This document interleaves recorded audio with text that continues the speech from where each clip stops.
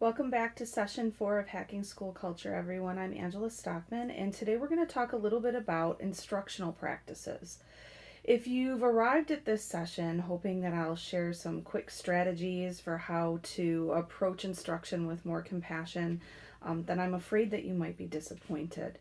Today's session is going to challenge all of us to think in a deeper way about what compassionate instructional practices really require of us in terms of design. If you're a teacher or an educator, of any stripe, then you're very familiar with planning and the importance of maintaining a reflective posture in order to get better at what you do. And that's really a big part of today's conversation. In another life, I work with writers and teachers of writing, and I own my own writing studio for over a decade. And I opened that writing studio because, as a teacher of writing, there were several stones in my shoe that were really nagging at me around the whole issue of resistant writers. I worked with lots of kids who disliked writing very much, and some of them even claimed to hate it. I struggled to inspire them to put down print on an almost daily basis, and I realized eventually that I saw these kids as struggling, and that was problematic. It wasn't until I started noticing the strengths in those writers that were causing me so much overwhelm and so much stress that I really got to a place where I was able to help them. And a lot of that was inspired by the pioneering work of people in the field who embrace what's called design thinking.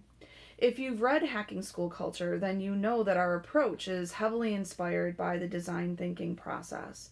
And I've been very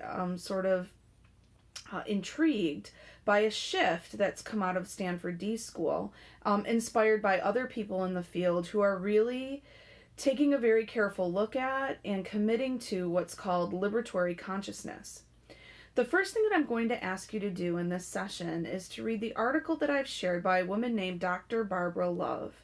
There, she provides a very concise and a simple definition of what liberatory consciousness is. It has everything to do with designing for equity, and that's how we can bring compassion into our instructional practices.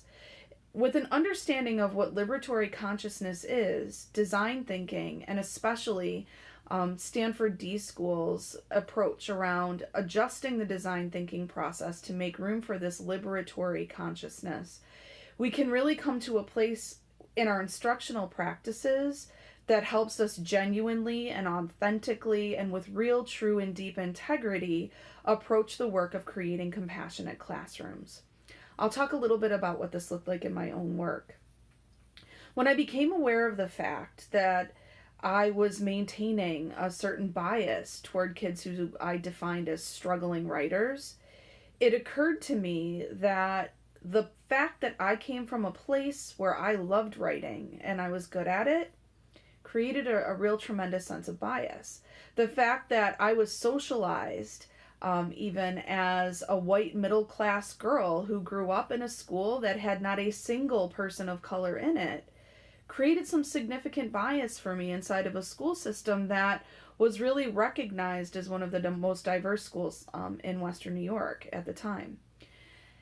That awareness, that noticing was huge. And that is the first phase of liberatory design. It's noticing what our biases might be or inviting other people to point them out to us and being willing to be pushed on in that way without taking offense or becoming defensive. Understanding and noticing our bias and also noticing where inequity is occurring is the first phase of liberatory design. From there, reflecting and thinking about what needs to be done. And in my case, I realized that I needed to position myself as a learner and those students who I saw as struggling writers as the experts that I could learn from. So in that moment, I quit theorizing about how to fix them. I quit coming up with solutions and interventions, and I simply started documenting learning. I documented everything I noticed about those students without a guiding question in mind. I documented using my camera. I documented our conversations by capturing annotations, by audio and video recording. I documented as much as I could for a very long period of time. And then I used all of that information to begin theorizing. I analyzed that qualitative data. Finally, I used what I learned from that analysis to change my instructional practices. And the changes that I made were completely unexpected. They were not changes that were coming out of the field. It was not research. These were not research findings that were coming from the world of best practice. And this was something that was at once uncomfortable, but very exciting for me. And it also helped to alleviate a lot of that compassion fatigue that I was feeling. The act of documenting learning in and of itself increased my joy. It increased my efficacy. It also decreased that compassion fatigue that Ellen and I spend so much time talking about. And so this session is going to acquaint you with all of those pieces. I'm going to ask you to take a peek at Dr. Love's article to get a sense of what liberatory design really looks like and requires. And to take a look also at the tool that I've shared in this session that will help you plan your own documentation project if you're interested in doing that. It's something that you can take on and do over the course of time like I did, or it's something you could do within the space of a couple of days or even a single lesson if you're interested in trying it. But when it comes to creating compassionate instructional practices, the answers and the solutions do not lie outside of your classroom necessarily. And if there's anything you take away from this session, it's this. Whoever you're trying to serve, those are your teachers. So in as much as we want to become experts in best practices, your next practices come from paying attention to and learning from the people who you are eager to serve the most. And so I encourage you to learn more about liberatory design in this session.